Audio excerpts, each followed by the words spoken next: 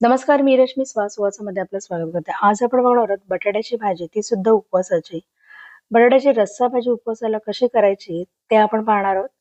चला तर मित्र-मैत्रिणींनो, यासाठी लागणारे साहित्य पाहूया. इथे मी बटाटे घेतले, साधारण 6-7 बटाटे घ्यायचे आहेत, उकडून घेतलेले आहेत. ओलं खोबरं घेतलेलं एक मोठी वाटी. नंतर मी इथे हिरव्या मिरच्या घेतलेल्या आहेत. एक साधारण मी 8-9 हिरव्या मिरच्या घेतलेल्या आहेत. जेवढी बटाटे आहेत ना, तेवढ्या मिरच्या घ्या. कोथिंबीर घेतलेली मी वाटीभर. नंतर कढीपत्ता घेतलेला आहे. जिरं घेतलेलं 1 चमचा, तेल घेतलेलं आणि चवीपुरती आपण मीठ घ्यायचंय.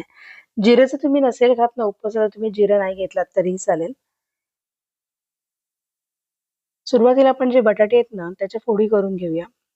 एक छोट्या छोट्या फोडी आपण इथे करून घेणार आहोत. बटाटा आपला लवकर उकडून झाला की भाजी व्हायला वेळ लागत नाही आणि रस्सा भाजी ही मस्त लागते.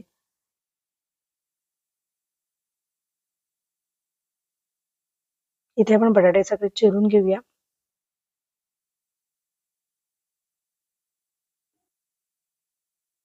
अशा आपण त्याच्या छोट्या फोडी करून घेणार आहोत बटाट्याच्या. अशा पद्धतीने आपण हे सर्व जे बटाटे आहेत ना, ते सर्व आपण इथे चिरून घ्यायचे आहेत. आपले चिरून झालेले आहेत बटाटे.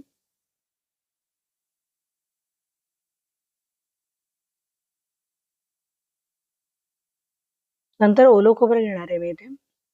मिक्सरला लावून घेणार आहे. ओलं खोबऱ्यामध्ये आपण नंतर त्याच्यामध्ये कोथिंबीर आणि हिरवी मिरची घालणार आहोत.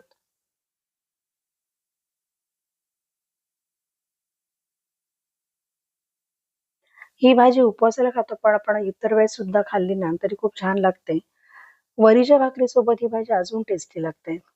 इथे मी मिक्सरला खोबरं बारीक वाटून घेतलेलं आहे, त्याची चटणी करून घेतलेली आहे.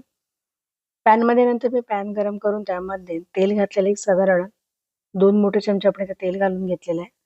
तेल गरम झाले आपल्या त्याच्यात आपण जिरं घातलेलं आहे. जिरं तडतडायला लागलं की नंतर आपण त्याच्यामध्ये कढीपत्ता घालून घेणार आहोत. जिरं आपलं फ्राय झालेलं आहे. त्यामध्ये आपण आता कढीपत्ता घालून घेऊया.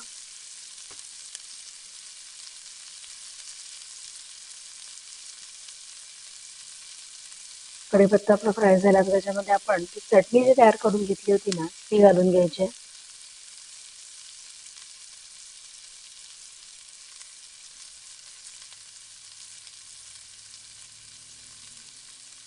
गॅसची फ्लेम लगेच कमी करा. मस्त अशी आपली चटणी तयार झाली. त्याचा रंग बघू शकता इथे. मस्त हिरवागार सुद्धा रंग आलेला आहे याला. थोडीशी आपण इथे चटणी केलेली आहे, म्हणजे वाटण जे आहे ना ते छान असं परतून घेऊया. असं 2-3 मिनिटं आपण ते मस्त परतून घ्यायचंय.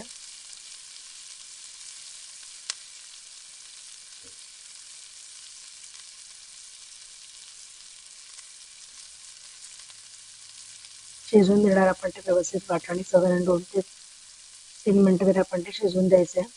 साईडला आपलं तेल सुटायला लागलेलं आहे, म्हणजे आपले वाटण आता छान असं फ्राय झालेलं आहे.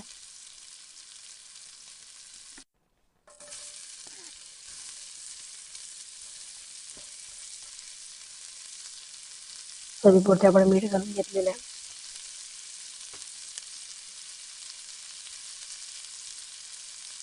मस्त असा सुगंध त्या वाटणाचा यायला लागलेला आहे भाजीसाठी.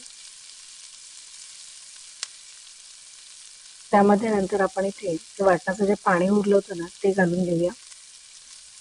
पाण्याचं प्रमाण आपण तुम्हाला जेवढी पातळ हवी आहे ना तेवढं तुम्ही वाढवू शकता. एकदमही पातळ नाही, पण अशी रस्सा भाजी आपण जे म्हणतो ना तेवढं पाणी आपण ठेवणार आहोत.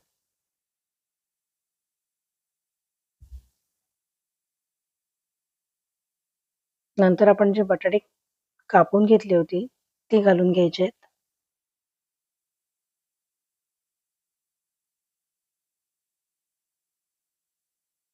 आपली बटाटे घालून झाले की आपण ती मस्त परतून घेणार आहोत भाजी.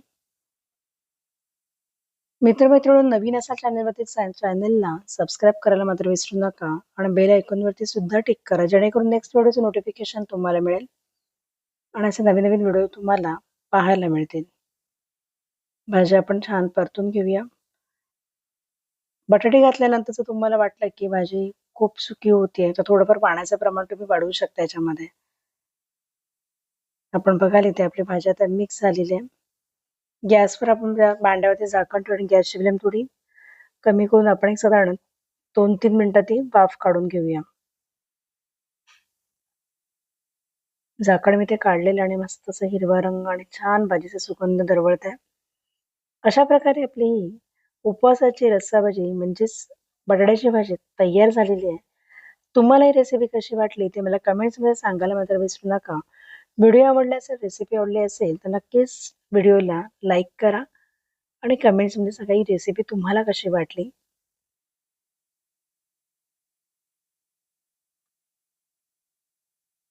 धन्यवाद मित्र-मैत्रिणींनो, हा व्हिडिओ बघितल्याबद्दल.